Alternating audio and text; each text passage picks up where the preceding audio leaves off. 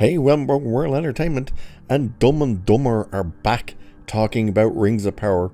And of course, when I say Dumb and Dumber, I'm talking about showrunners Patrick McKay and J.D. Payne, as they are doubling down on the lies they've been talking about regarding Rings of Power. You know, when they say we're absolutely adhering to Professor J.R.R. Tolkien's work, and yet they're not, and never have, and never will. And why are they doubling down on it? Because they also contradict themselves in their statements, which we're going to have a look at. There's articles, and they've also talked a tiny bit about, is the stranger Gandalf?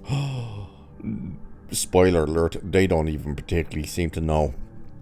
But we'll have a look at this anyway. So McKay and Payne repeatedly made the claim that they were going to stick to the Tolkien's work very closely for their adaptation all the way back in 2022. And then, of course, back in February 2022, McKay informed Variety Fair that the driving question behind the show was, can we come up with the novel Tolkien never wrote and do it as the mega event series that could only happen now? Yeah. No, you couldn't come up with the novel Tolkien never wrote, because Tolkien never wrote it. So how could you come up with it? You know what I mean? They don't even have the ability to write a decent show. Never mind a novel from the world of Tolkien, in Tolkien's writing, but isn't Tolkien. Anyway, Payne would also inform the outlet, we talked with the Tolkien estate.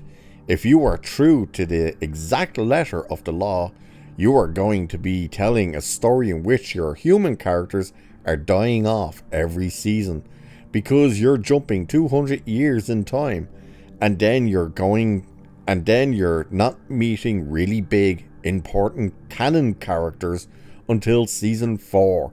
Look, there might be some fans who want us to do a documentary of Middle-earth, but we're going to tell one story that unites all these things. So right there, you're already hearing the contradiction. Oh, we're going to stick absolutely so close to Tolkien's work. We're writing the book he didn't write. All this stuff. And then say, but we aren't making an exact copy of Tolkien's work because we want you to meet canon characters who otherwise wouldn't be there because they're human, yada yada yada. And yet you're not even introducing canon characters, you're making up characters. You know what I mean?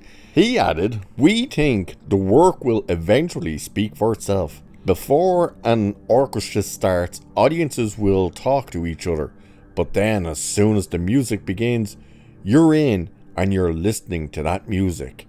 What the hell does that even mean when it comes to Rings of Power? Well, they initially claimed that they were making wholesale changes to Tolkien's work. They would claim they were always going back to Tolkien's work while promoting the show at Comic-Con back in 2022. And of course, you remember that's when they were sitting there going, go back to the book, go back to the book, go back to the book. And clearly, they never went back to the book. So now, while speaking with Collider about the show's upcoming second season, Payne stated, it empowers you to see what people respond to, and it's always obvious. People respond to Tolkien. That's why Tolkien is what, next to the Bible and the Quran, reaches readers around the world with a number of copies sold. So, let's double down on Tolkien and go back to those things that draw people in. Get ready for this part. McKay chimes in and says, we had a plan and we're sticking with it. We have to do what we believe in. So yet there's another massive contradiction. He's literally said everyone goes back to Tolkien. Next to the Bible and the Quran, they're the biggest selling books, blah blah blah. So we're doubling down on Tolkien. And then immediately says, but we've had a plan and we're sticking to it. We have to do what we believe in. So you're not going to double down on Tolkien. How can that possibly be Going with Tolkien's work, but you're sticking with the bullshit you did with season 1. And here, it even says in this article, not only did they double down on this lie that they were respecting Tolkien and returning to his work, but they also heavily contradicted themselves while discussing how they are sticking to their 5-year plan, which is what we've just said. And then in this same interview with, at least I think it's the same, but it's with Collider, when they got asked about, is the stranger Gandalf, because of the line he said to, what was her name, Nori, where he said, when in doubt, Eleanor Brandyfoot, always follow your nose, as a confirmation that the character was Gandalf, given that is a paraphrase of what Gandalf says in Peter Jackson's adaptation. So that was Collider asking, like, is that you hinting that this is Gandalf? Payne informed the outlet, we try to make it delightful in that there are several possibilities of what that can end up meaning. Could that mean that the stranger is Gandalf and that he says that? Then he says it later on. It could definitely mean that.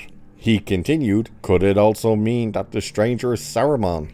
And you realize that later on Saruman said that to Gandalf, and then Gandalf said it. You know what I mean. There are always ways you can sort of like pinball it. There could be delightful paths that could come out of either eventuality. So we like to keep those doors open. It's fun to engage with the story and think of the possibilities, he concluded. I.e., we made him Gandalf, but we're not actually sure if we're allowed to use Gandalf, so we have no fucking clue who he actually is. But he's definitely Gandalf. That's basically what they're saying there. Because we all know it's pretty much, it has to be Gandalf. And yet, they don't have the rights to use Gandalf, at least at this stage, and from what we're aware of. That's why they can't use the name Gandalf, but they're very heavily implying that it is, and that's why he gives that bullshit answer of, oh, maybe it is, maybe it isn't, maybe it's this person, but maybe it isn't, maybe it will be, who knows? Well, you should know if you have a 5-year plan.